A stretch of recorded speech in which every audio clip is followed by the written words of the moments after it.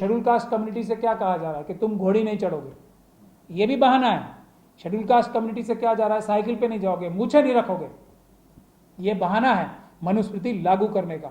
जो बहाना बिल्कुल खुल के सामने आ रहा है, धर्म संसद जो आज हो रही है जिसमें कहा जा रहा है मनुस्मृति लागू करेंगे और भारत का संविधान खत्म करेंगे, ये उसकी तरफ बढ़ता हुआ एक कदम है। तो सुप्रीम कोर्ट जैसी संस्था को इस बात को समझना चाहिए कि ये क्या शरारत है और उस शरारत को कनेक्ट करना चाहिए धर्म संसदों से, उस शरारत को कनेक्ट करना चाहिए मनुस्मृति लागू करने की जो आवाजें उठा रहे हैं इतने सीनियर आरएसएस और बीजेपी के कार्यकर्ता तक, ये कनेक्ट करके उससे देखा जाना चाहिए हिजाब को जो अपोज करते हैं वो देशद्रोही हैं, वो मनुस्मृति लागू करना चाहते हैं भारत का संविधान खत्म करके। इसके अलावा इस बहस में कुछ बात नहीं की जानी चाहिए। देखिए, मुझे तो ज्यादा चांस इसी बात के लगते हैं जो आप कह रहे हैं, मुझे अंदेशा है। ये क़यादत को सोचना पड़ेगा, schedule caste, schedule tribe, OBC और माइनॉरिटीज की, कि ये सिर्फ मुस्लिम कम्युनिटी की महिलाओं पे अटैक नहीं है, ये सबके ऊपर है। ये सिखों की कल पगड़ी भी छीनी जाएगी, याद रखनी चाहिए। ये महिलाओं के सर से चुन्नी भी नोची जाएगी, वही जो जिनको ये अपनी मनुवादी मानसिकता के लोग अपनी भोग की वस्तु समझते हैं, ये उसी तरफ पहला कदम है। तो जो लोग देशद्रोह नहीं मानते और हैं एससी, एसटी, ओबीसी और माइनॉरिटी से संबंधित रखते हैं, वो बहुत बड़ा धोखा खाने वाले हैं। अगर आज इन देशद्रोहियों को नहीं रोका जाएगा तो नुकसान होगा। इसके लिए पीसफुल प्रोटेस्ट करने के लिए सबको सड़कों पे आ जाना चाहिए, इसके अलावा कोई रास्ता नहीं है। रिजर्वेशन पे, ईडब्ल्यूएस पे, सब पे हमें खास तौर पे अंदेशा है, सब पे फैसले खिलाफ आएंगे क्योंकि दबाव है, ऐसा सुप्रीम कोर्ट के जजेस खुद ही कह रहे हैं। तो दबाव है, तो दबाव में वो फैसले आएंगे जो मनुवादी मानसिकता चाहती है। दबाव को हटाने के लिए पीसफुल प्रोटेस्ट, सड़कों पे आना चाहिए, सुप्रीम कोर्ट के ऊपर प्रदर्शन होने चाहिए। मैं इस बात का आह्वान करना चाहता हूं आपके माध्यम से, पीसफुल प्रोटेस्ट सुप्रीम कोर्ट पे भारत की जनता को करने चाहिए। उसमें लाखों करोड़ों लोगों ने प्रोटेस्ट किए थे।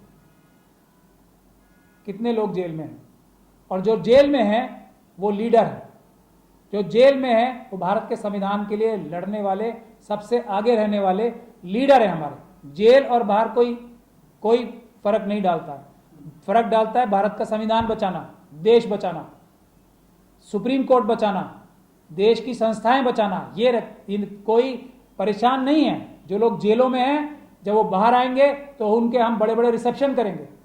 और जो पुलिस के लोगों ने और जो मनुवादी मानसिकता के लोग जो हाईएस्ट लेवल पे होम मिनिस्ट्री तक बैठे हैं, होम मिनिस्टर साहब बैठे हैं, जिन लोगों ने ये साजिश करके इन लोगों को जेल में भिजवाया, वक्त आएगा जब इसकी रिवर्स इन्वेस्टिगेशन होगी, तब ये सब लोग जेलों में जाएंगे और सही जाएंगे।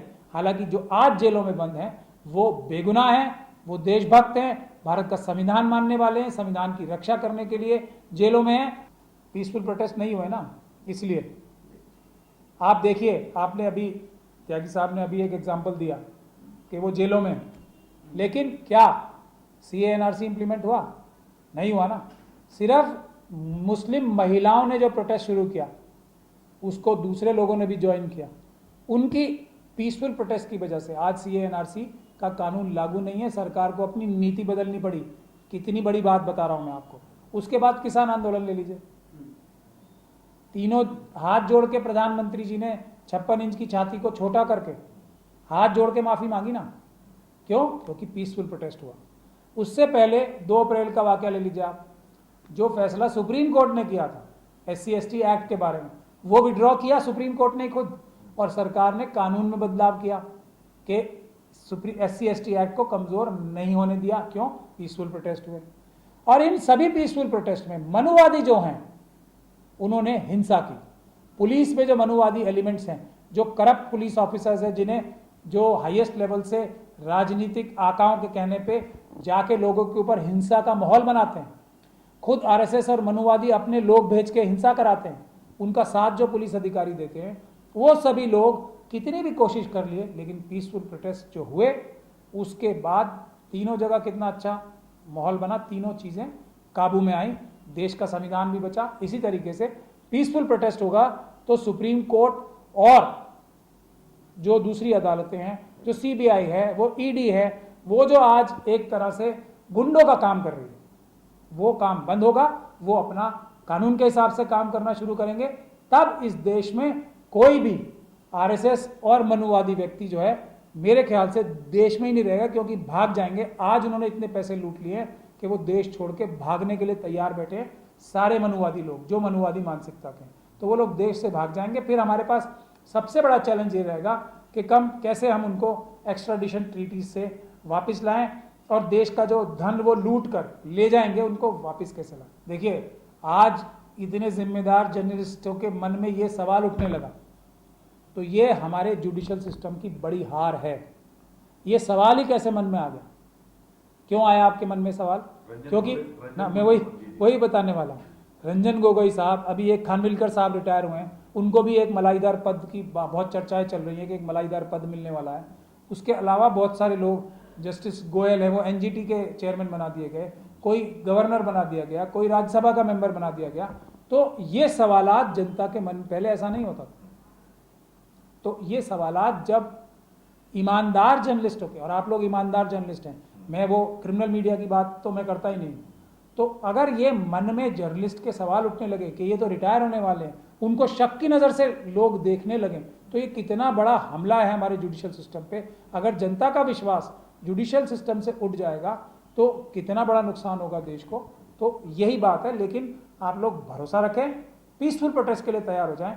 कोई भी जज होगा, चाहे कोई भी जज हो, मैं कोई टिप्पणी नहीं करना चाहता जजों के ऊपर, कोई भी जज होगा, अगर जनता जागरूक होगी, जनता सड़कों पे होगी, तो कोई जज गलत फैसला करने से पहले 1000 बार नहीं, लाख बार सोचेगा।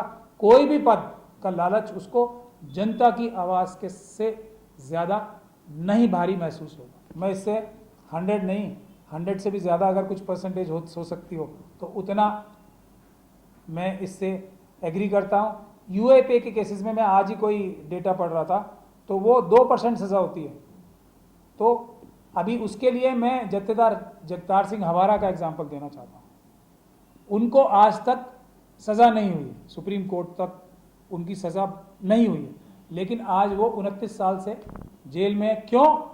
क्योंकि जो विभिन्न सरकारें हैं, जो मनुवादी मानसिकता है, जो संविधान के खिलाफ काम करना चाहती हैं, बाहरी रीजंस की वजह से वो ये समझती हैं कि उनको जेल में रखने से उनका कोई मकसद हल होता है, तो उनको जेल में रखा है। दूसरी तरफ बिल्किस बानो का केस सबने देखा, पूरी दुनिया ने, अपने ही मेंबर्स बना के, बीजेपी के मेंबर्स बना के उनको छुड़वा दिया जाता है और उसके बाद उनको संस्कारी बताया जाता है। हालांकि जो जत्थेदार जगतार सिंह हवारा हैं, उनके खिलाफ तो कोई ऐसा एलिगेशन ही नहीं है ना, एक आदमी की हत्या का एलिगेशन है ना, जो भी साबित नहीं हुआ। बिल्किस बानो के केस में तो क्या क्या साबित हुआ सुप्रीम कोर्ट तक से, 5 महीने की जो प्रेग्नेंट मदर है उसका रेप उसके परिवार वालों के सामने, 3 साल की बच्ची का मर्डर, और उसके अलावा 11 लोगों की हत्या एक परिवार के। ऐसे लोगों को तो बीजेपी के मेंबर्स की जो कमेटी थी वो बरी कर देती है, छोड़ देती है। और जत्थेदार जगतार सिंह हवारा, जो 10 लाख लोगों ने जिन्हें अकाल तख्त का जत्थेदार बनाया था बारिश और तूफान में, उनको जेल के पीछे रखती है। तो क्या नजर आया इससे कि जो प्रोसेस है उसको इस्तेमाल करती हैं विभिन्न सरकारें, विभिन्न जो वेस्टेड इंटरेस्ट हैं सरकारों में, जो रोग इंटरेस्ट एलिमेंट्स हैं, वो प्रोसेस को इस्तेमाल करती हैं पनिशमेंट के तौर पे, लोगों को डराने और धमकाने के कि बरी तो तुम कल हो जाओगे, लेकिन हम लोग तुमको गैर कानूनी तौर पे जेलों में इतना बंद कर देंगे कि जितनी शायद सज़ा भी नहीं होगी तुम्हें। तो ये भारत के संविधान के खिलाफ बात है। और इसके लिए प्रधानमंत्री जी मेरे पता नहीं कितने हज़ारों करोड़ रुपए खर्च करके सेंट्रल विस्ता बना ली, जबकि हमारे देश के करोड़ों करोड़ों भारतीय बेघर हैं।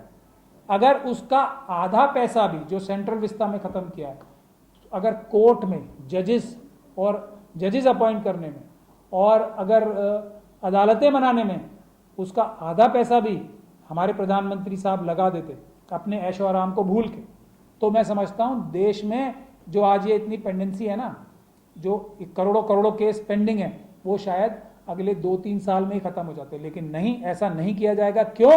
क्योंकि इसी डिले को इस्तेमाल करते हैं हमारे देश के जो संविधान के खिलाफ सोच है रखने वाले जो लीडर्स हैं, जो ब्यूरोक्रेट्स हैं, वो इस सिस्टम को ऐसा खराब और लचर बना के रखते हैं ताकि वो ताकतवर रहें, सिस्टम से किसी को रिलीफ ना मिले, किसी की मेहरबानी से, किसी के फ़ोन से, किसी की रेवड़ियों से फ़ायदा मिले।